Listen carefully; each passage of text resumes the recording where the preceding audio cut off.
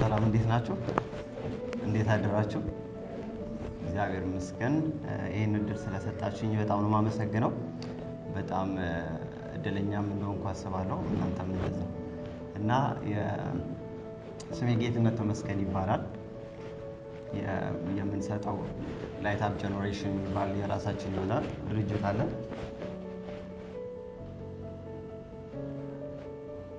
በሱ ውስጥ የምናደርገው ስብዕና ግንባታ የሚሆን ስልጠናዎችን እናዘጋጃለን።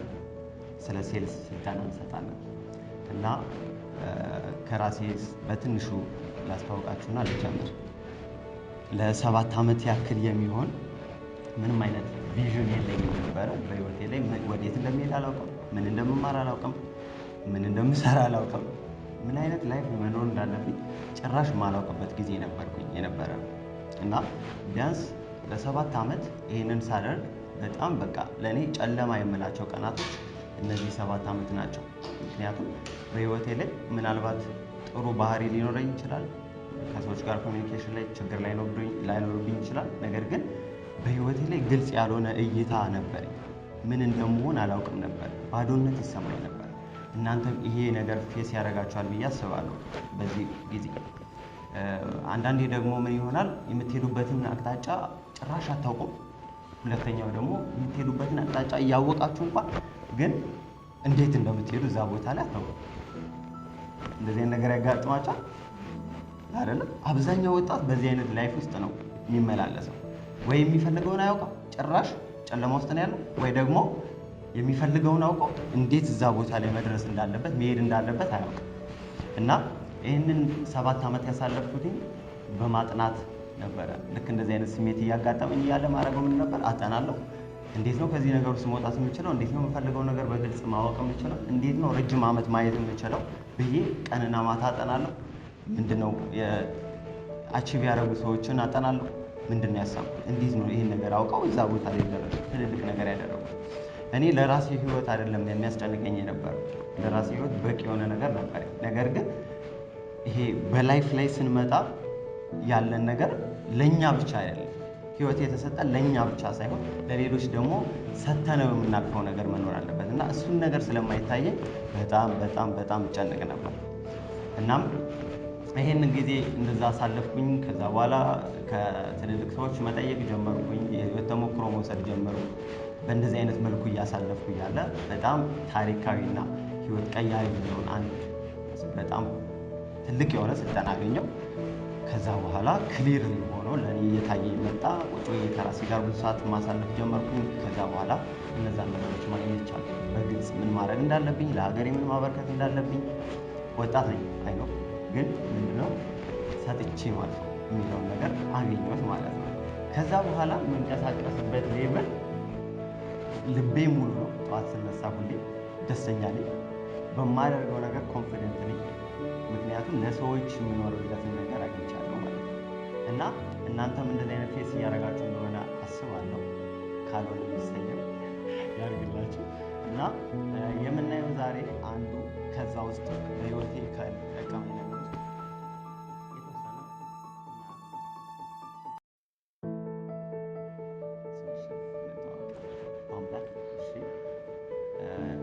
ምን አይነት ነገር እንዲኖርሽ ታስቢያለሽ ወደፊት ይህን ትምህርት ስጨርሽ?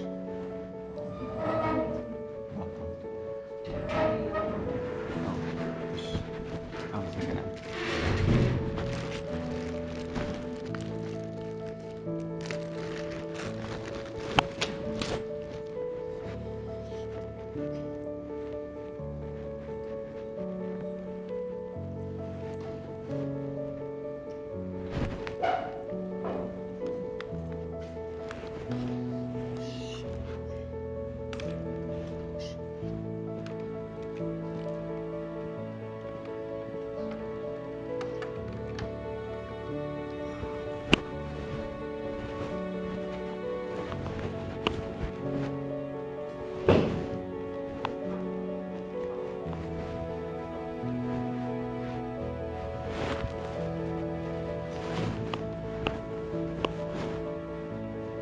ሌላ ኮምፒውተር ነው እንደዚህ።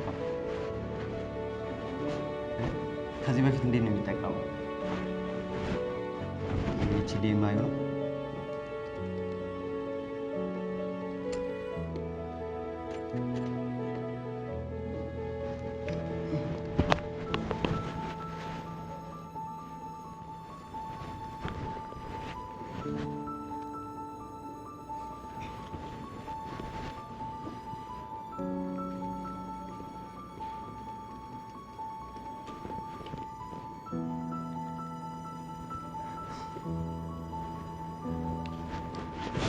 አሁን ያንን አማራጭ ላውራችሁ እንደዚህ ለሌላ ቀን እናስተካክለዋለን።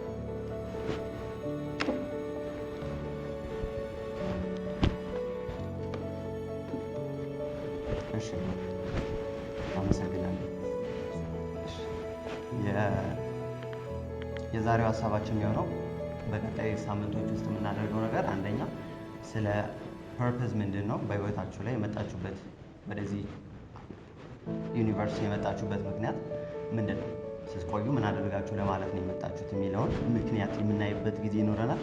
በቀጣይ ላይ ደግሞ የሚኖረን ሁለተኛው ሌላ ምንድን ነው፣ ድሪማችሁ ቪዥናችሁ ምንድን ነው፣ ህልም ምንድን ነው፣ ራእያችሁ ምንድን ነው ማለት ነው።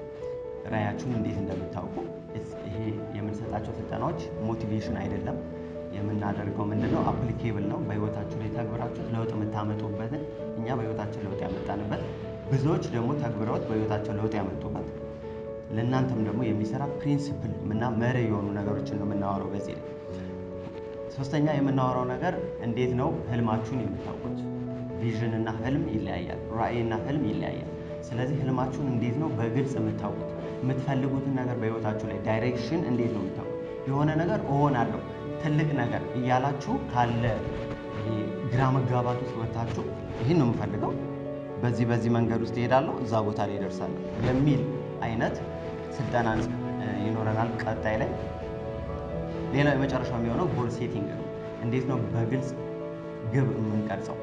ይሄን ነገር ሆናለሁ፣ ይሄን ነገር ለሀገር ያበረክታለሁ፣ ይሄን ማግኘት እፈልጋለሁ በህይወቴ ላይ እነዚህ ነገሮች አሳካለሁ ካላችሁ በኋላ እንዴት ሲባል ፓዙ ምን ይመስላል?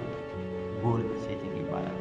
ግብ መቅረጽ ይባላል። ግባችሁን እንዴት ነው ቀርጻችሁ እዛ ላይ የምትደርሱት። ቀጥታ የዛሬ 10 ዓመት እንዴት ነው የሚታቀደው፣ የዛሬ 1 ዓመት እንዴት ነው የሚታቀደው፣ እሱን እናሳያችኋለን። ከዛ ዴይሊ በየቀኑ እያደረጋችሁት ደግሞ ለውጥ እያያችሁ ከአመት ዓመት ከዛ እዛኛው ቦታ ላይ መድረስ የምችሉበትን መንገድ በጣም በግልጽ ነው የምናወራችሁ። በጣም ትኩረትን ሰጥታችሁ እንድትቆዩ እፈልጋለሁ። እንደዛም እንደምትሆኑ አምናለሁ። ጎበዞች ናችሁ። ሴቶች ትኩረት ላይ ብዙ አትቸገሩም፣ እንደኛ አይደላችሁም እና አብረን እንቀጥላለን ማለት ነው በዚህ አይነት መንገድ። እሺ ዛሬ የምናወራው ፋውንዴሽን ስለሆነው ስለ ማይንድ ሴት ነው የምናወራው። ማይንድ ሴት ምንድን ነው? ወይም ደግሞ ይሄ አመለካከት የምንለው ነገር ጠንካራ የሆነ አመለካከት በህይወታችን ላይ እንዴት ነው የሚገነባው፣ እንዴት ነው የሚሆነው፣ በምን አይነት መንገድስ ነው የምንቀይረው የሚለውን የተወሰነ እናያለን። እሺ አንደኛ የምናየው ነገር እሱን ከማውራታችን በፊት ስለ ራእያችን ላውራችሁ። ስለ ራእይ ያስተማሩ ስለ ራእይ አለማውራት ይከብዳላ። ስለዚህ የእኛን ራእይ እንንገራችሁ። 7 ሚሊዮን ታዳጊና ወጣቶችን በእነዚህ 7 ዓመት ውስጥ በ10 ዓመት ውስጥ እናሳካለን ብለን ራእይ ሰንቀን ተነስተናል። 7 ሚሊዮን ባለ ራእይ ታዳጊና ወጣቶች ላይ እንሰራለን ብለን አሁን የምታዩት ይህ ስልጠና አንዱ ከቪዥናችን ውስጥ የተወለደ ነው።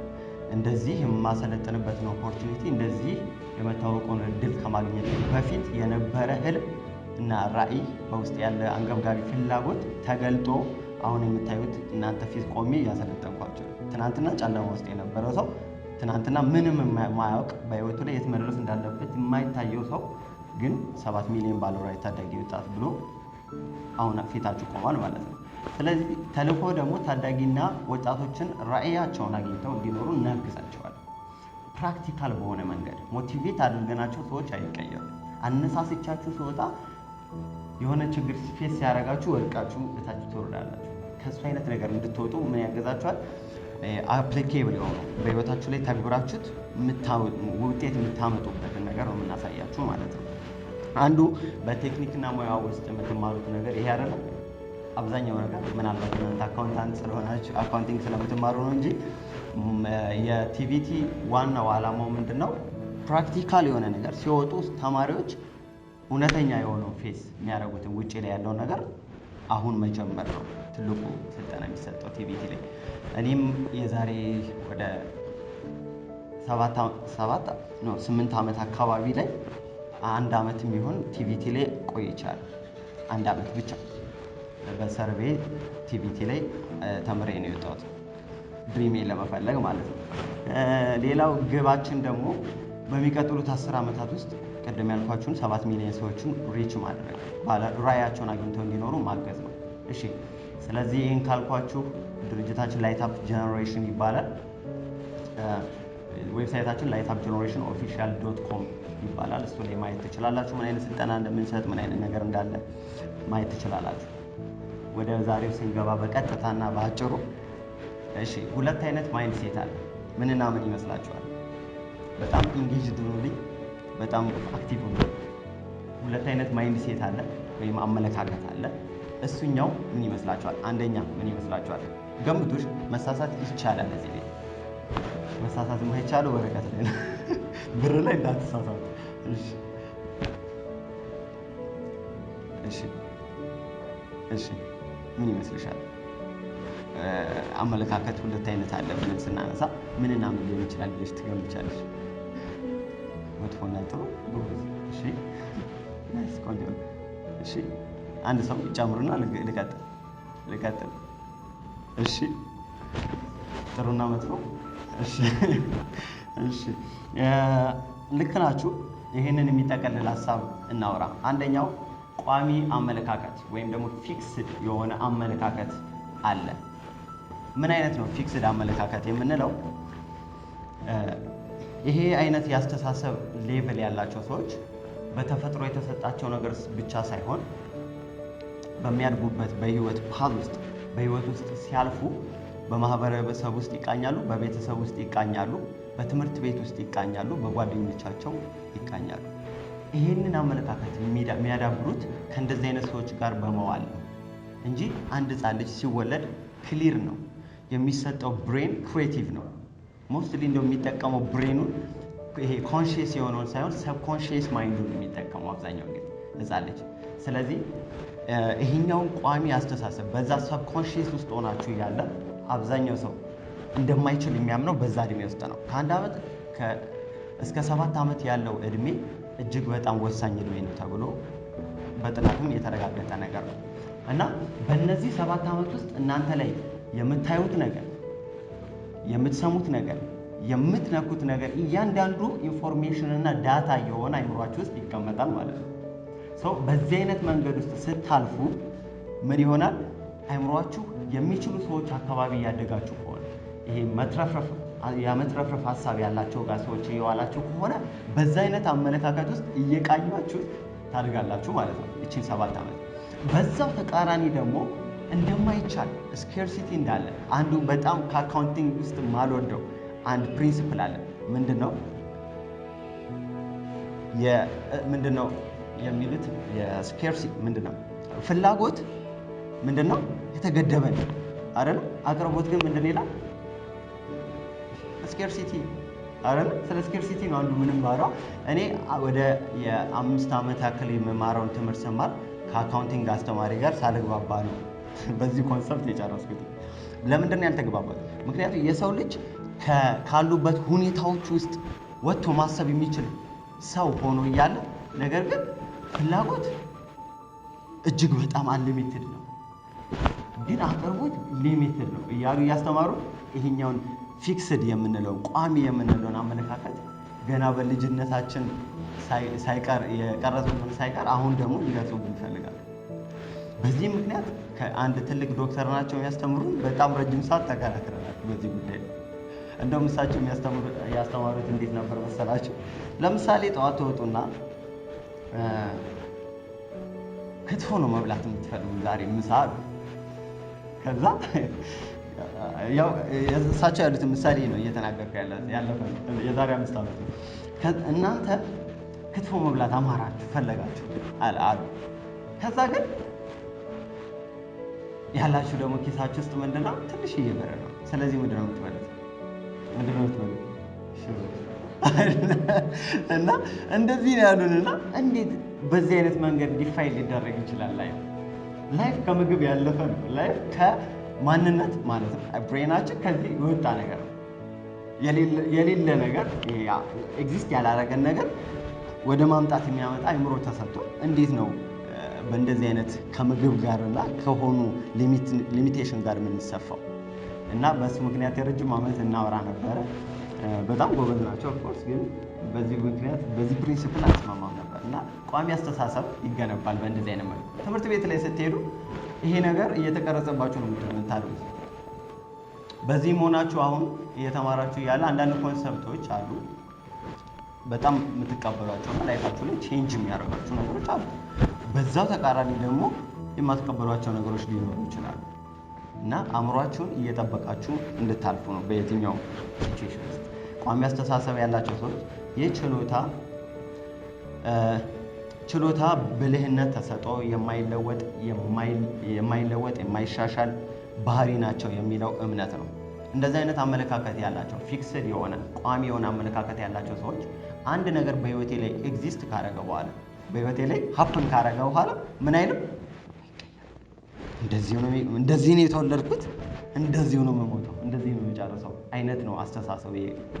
ቋሚ አመለካከት ያላቸው ፊክስድ የሆነ ማይንድሴት ያላቸው ሰዎች። ሌላው የሚሉት እነዚህ አይነት አመለካከቶች ምን አይነት አመለካከት ነው? የተስተካከለ አስተሳሰብ ያላቸው ሰዎች ተግዳሮቶችን ያስወግዳሉ፣ በቀላሉ ተስፋ ይቆርጣል። ተግዳሮቶችን ከመጋፈጥ ይልቅ የመሸሽ በቀላሉ ተስፋ የመቁረጥ አይነት ዝንባሌ ያለው። የተወለድኩበት በስኬርሲቲ ባለበት ማህበረሰብ ውስጥ ስለሆነ በድህነት ቤተሰብ ውስጥ ስለተወለድኩኝ እኔ ሀብታም መሆን አልችልም። ምን ያህሎቻችሁ አሁን ካላችሁ ህይወት ወጥታችሁ ትልቅ ቦታ መድረስ እንደምትችሉ ታምናላችሁ? ታውቃላችሁ? አላለም? ታምናላችሁ? እርግጠኛ ናችሁ? ቴንክ ዩ ሶ ማች። ሁለት እጅ ነው ያወጣችሁ። ቴንክ ዩ። እሺ ሌላስ? የምራችሁ የልባችሁ። ምክንያቱም ይሄንን ነገር እያስተካከል ነው ስለምንሄድ አያሳስባችሁ። እውነታውን ብቻ አውጡ። ማንም አይታዘባችሁ ስለምናስወግደው። እሺ ምን ያህሎቻችሁ በህይወታችሁ ላይ ያለውን ነገር አሁን ያሉባችሁን እጥረቶች፣ ጉድለቶች የዛሬ 5 ዓመት፣ 10 ዓመት፣ 20 ዓመት መፍታት እችላለሁ ብላችሁ ከፈጣሪ ጋር እችላለሁ ብላችሁ ታስባላችሁ?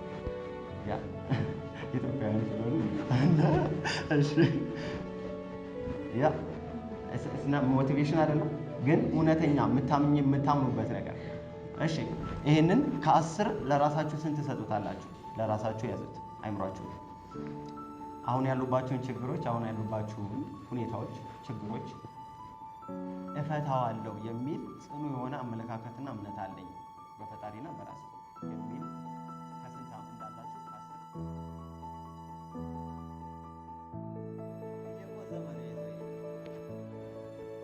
ለምንድን ነው የሚቆዘመው?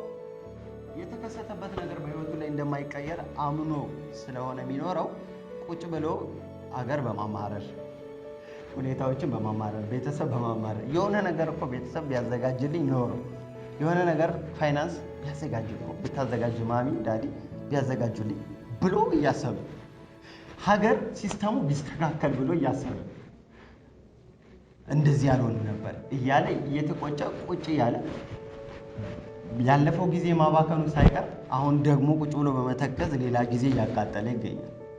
ሁለተኛው ግሮዝ ማይንድሴት የምላችሁ የእድገት አስተሳሰብ ያላቸው ሰዎች ይህ አስተሳሰብ በጥረት በመማርና በጽናት ችሎታንና ብልህነትን ማዳበር እንደሚቻል በማመን ነው። የእድገት አስተሳሰብ ያላቸው ተግዳሮቶችን ለመቀበል፣ እንቅፋቶችን ለመቋቋም፣ የመማር እድሎችን የመፈለግ እድላቸው ሰፊ ነው። እንደዚህ አይነት ሰዎች በባህሪያቸው ማይንድሴታቸው የተስተካከለላቸው ሰዎች ድሃ ሆነው ሊሆን ይችላል። ያለባቸው የህይወት መከራ ምንም አይነት ውስጥ ሊሆኑ ይችላሉ። ነገር ግን የሚያስቡትና የሚከሰትላቸው እድል ራሱ ከዛ ነገር ውስጥ የሚወጡበትን ነው። ግሮዝ ማይንድሴት ያላቸው ሰዎች ምን ይላሉ? በችግር ውስጥ ሆነው ይሄ ነገር ያለብኝ ይሄ ነገር እውነታ ነው፣ አልክደው አለብኝ ይሄ ችግር አሁን ድሃ ነኝ አይደለም ካሉበት አንጻር የሚያወሩት ኢትዮጵያዊ ቢሆን ድሃ ነኝ፣ የኤጁኬሽን ሲስተሙ የተመታ ነው አይደለም በእናንተ ቋንቋ። ከዛ ደግሞ የስራ እድል የለም። እሺ ከዛ ደግሞ የሚያግዙኝ ሰዎች የሉም። ገንዘብ የለም። እውነታ ነው። የስ አዎ አንክድም። ነገር ግን ምን አይነት ኦፖርቹኒቲ አለ ደግሞ ይላል እሱ። እኔ ማንነት አለኝ። ከዚህ ነገር ውስጥ የመውጣትና የመሻሻል እድል አለ። እኔ አርቄ ካሰብኩኝ፣ እኔ አርቄ ካየው የሚሆንበት መንገድ አያለሁ ብሎ ያስባል። ከዛ ከእሱ አንጻር ይዘጋጃል። የሚያጠናው ስለ እንደዚህ አይነት ሰዎች ነው። አብዛኛው ለውጥ ያመጡ ሰዎችን ብታጠኑ በዚህ አይነት ማይንድ ሴት የተቃኙ ናቸው። ስኬታማ ከመሆናቸው በፊት ያለውን ነው ማየት ያለባችሁ እንጂ አሁን ስኬታማ ከሆኑ ያሉበትን ደረጃ አይደለም ማየት ያለባችሁ። እነዚህ ሰዎች ምን ተናገሩ ስኬታማ ሳይሆኑ ፓዙ ላይ ያሉ ምን አወሩ ብላችሁ አጡ። አብዛኛው ሰዎች እንደዚህ አይነት ሜንታሊቲ ነበራቸው። ኤለን መስክን ብናይ፣ እነ ዋረን ቡፌትን ብናይ፣ ኦፕራ ዊንፍሬን ብናይ ታውቋታላችሁ? አዎ።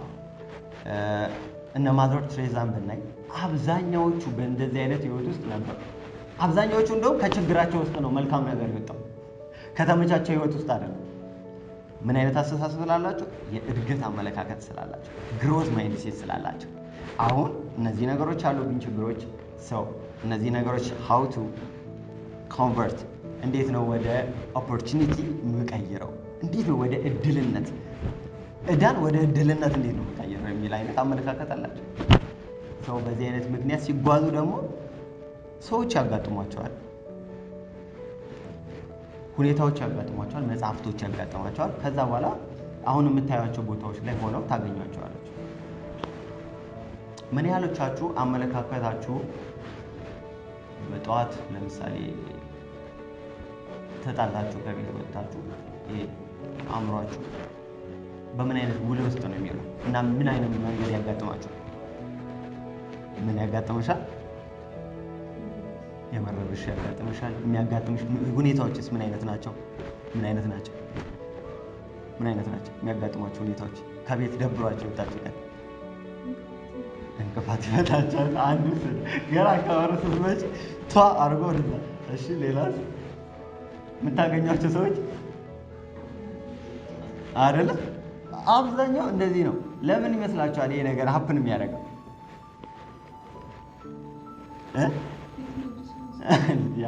ቤት ነጅስ ስለሚመጣ አንዱ ምክንያት እሱ ነው። ከዛ እነሱ የማድረጋቸው ምክንያት ብቻ ሳይሆን እኛ ጋር መጥቶ ኢሞሽናችን ላይ የሚፈጥረው ነገር በዛ ነገር ውስጥ እንድንውል ያደርገናል። ስሜታችንን ስለሚነካው እነሱ የተናገሩ ነገር መጥቶ ስለሚነካል ከዛ ስሜታችን ከዛ ውስጥ የመውጣት አቅሙ በጣም ምንድነው ጠባብ ነው። አስተዋይ ካልሆነ ምን እላችሁ መሰላችሁ? እቺ ነገር በጣም በትንሹ ያነሳሁት በህይወታችሁ ላይ ሁኔታዎች ሲያጋጥሟችሁ ሁኔታዎች ላይ ፎከስድ የምትሆኑ ከሆነ ያጋጠማችሁ ችግሮች ላይ ብቻ አእምሯችሁን የምትጠምዱት ከሆነ ምን አይነት ያጋጥማችኋል?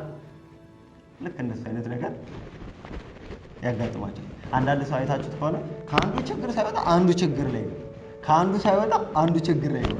አእምሯችሁ ላይ የሚመጣ ሰው አለ። ምናልባት እናንተ ማጋጥማችሁ ሊሆን ይችላል።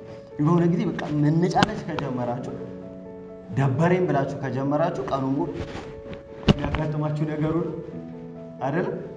ያ this is ምን ለመሰላችሁ የሚሆነው ከስሜታችን ጋር ኃይሊ የተቆራኘን ሰዎች ስለሆነ ነው።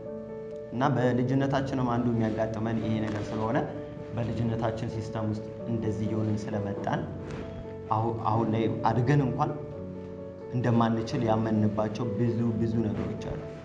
እንደማንወጣው እንደማናልፈው የሚመስለን ነገር ብዙ ነገር አለ አይደለ? ማትወጡበት የሚመስላችሁ ነገር የለም? አሁን ያላችሁበት ሁኔታ ይመስላል ግን ይወጣል። አፕሮሚስ ይወጣል።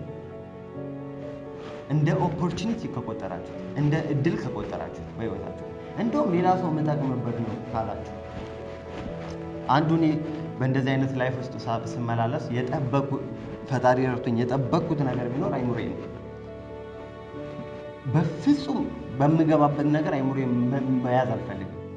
በፍጹም ራሴ ከውጫዊ ነገሩ ጋር አታች ዳርጌ ማንነቴን ዝቅ ማድረግ አልፈልግም ነበር። እሱ ነገር ነው በየቀኑ እየረዳኝ ጀስት የምፈልጋቸው ነገሮች ላይ አሁን እንደዚህ እንድደርስ ይረዳኝ። ልክ ችግሮች ሀፕን ሲያደርጉ አንድ ነገር ነው የምጠይቀው ራሴ፣ እንዴት ነው ከእንደዚህ አይነት ነገር ውስጥ መውጣት የምችለው? አንዳንዱ እኮ በራሴ ጥፋት እኮ ነው እገባለሁ፣ ግን ምን እላለሁ? እንዴት ነው ከዚህ ነገር ውስጥ መውጣት የምችለው? እንዴት ነው ከዚህ ነገር ውስጥ መልካም ነገር ይዤ መውጣት የምችለው? እንደውም ለሌሎች የሚጠቅም ለእኔ ብቻ አይደለም። እኔ መውጣት አይቀርም፣ ግን ለሌሎች ትምህርት የማደርገው ይህ ነገር እንዴት ነው ሰው እጽፈዋለሁ። ለምሳሌ ህልም በሌለኝ ጊዜያት ውስጥ ያደረኩት ነገር ይሄን ነው። እያንዳንዱ ፓርት እጽፈው ነበረ። እያንዳንዱን ቀን እጽፈው ነበረ። ምን አይነት ስሜት እንዳለው በጣም የሚከብድ ስሜት ነበር፣ እሱን እጽፋለሁ። ከዛ በኋላ እንዴት ነው መውጣው ብዬ ደግሞ ሳጠና እሱን እጽፋለሁ። ስወጣ ያለውን ስሜት ደግሞ እጽፈዋለሁ። አሁን ላይ ወደ ስልጠናዎች የተቀየሩ ከፕሮፌሽናል አንጻር ቢቃኙ ወደ ስልጠና የተቀየሩት ህይወቴ ያደረኩት ነገር ነው እና ዛሬ ስለዚህ ሁለት ነገር ብቻ አወራቻችኋለሁ ማለት ነው። አንደኛው ምንድን ነው? አስተሳሰብ። እሺ፣ ምን አይነት አስተሳሰብ አለ? ቋሚ አስተሳሰብ፣ ፊክስድ፣ ጀግና። እሺ፣ ሁለተኛ ግሮዝ ወይ ደግሞ የሚያድግ ይለወጣል የሚል ይቻላል የሚል አይነት አመለካከት ያወራ ነው ማለት ነው። በዚህ አይነት ህይወት ውስጥ እና ከዚህ በኋላ በምናደርጋቸው ስልጠናዎች ውስጥ ኮንሺየስሊ በንቃት ከተከታተላችሁ በእርግጠኝነት ነው የምነግራችሁ ካላችሁበት ሁኔታ ውስጥ በተወሰኑ ዓመታት ውስጥ ትልልቅ ነገሮችን ማሳካት የምትችሉበትን ቁልፍ ነገሮችን እናወራለን። ፕሪንሲፕሎችን ስለምናወራ አታስቡ፣ ታረጉታላችሁ። እኔ በህይወቴ ላይ ለውጥ አምጥቼበታለሁ፣ ሌሎች ሰዎች ለውጥ አምጥተውበታል። በእናንተ ላይ ለውጥ የሚያመጣ ነገር ነው ስልጠናው የሚሆነው። ስለዚህ አመለካከታችሁ ላይ በደንብ ስሩ። የትኛውም አይነት ሁኔታ ውስጥ ስትገቡ ራሳችሁን እዛ ውስጥ አትክተቱ። አንድ ነገር ሀፕን እንዳደረገ ከእናንተ ውጪ የሆነ ነገር ኤግዚስት እንዳደረገ ቁጠሩት እንጂ በላይፋችሁ ላይ አታች አታርጉት። አታች ካረጋችሁት ለመላቀቅ ላይ ይከብዳችኋል። ለየብቻ እዩት ነገሩን። ይሄ ነገር ሀፕን አድርጓል፣ ሀገሬ ላይ ይሄ ነገር አለ፣ ቤተሰቤ ላይ ይሄ ነገር አለ፣ በህይወቴ ላይ ይሄ ነገር አለ። የስ ጥሩ፣ እውነታ እንዳትክዱ። ጥሩ ደን በእኔ ማንነት ውስጥ ምን አለ? ፈጣሪ በምን አይነት መንገድ ሰርቶኛል? በምን አይነት ዲዛይን ተደርጌያለሁ? አሁን አርቄ ባስብ የት እደርሳለሁ? የዛሬ 5 ዓመት ምንም አይነት ገደብ ባይኖርብኝ ባስብ የት እደርሳለሁ ብላችሁ ደግሞ አስቡት። ዚስ በጣም ወሳኝ የሆነ የአመለካከት ደረጃ ነው። አመለካከታችሁን በዚህ ውስጥ ከቃኛችሁ፣ በግሮዝ ማይንድ ሴት ውስጥ ከገባችሁ የትኛውም አይነቱ ችግር ውስጥ ብትገቡ የምትወጡበትን መንገድ ታያላችሁ። አይኖቻችሁ ካዩ ደግሞ ከነዛ ነገር ውስጥ የመውጣት እድል አላችሁ ማለት ነው። በጣም የማመሰግነው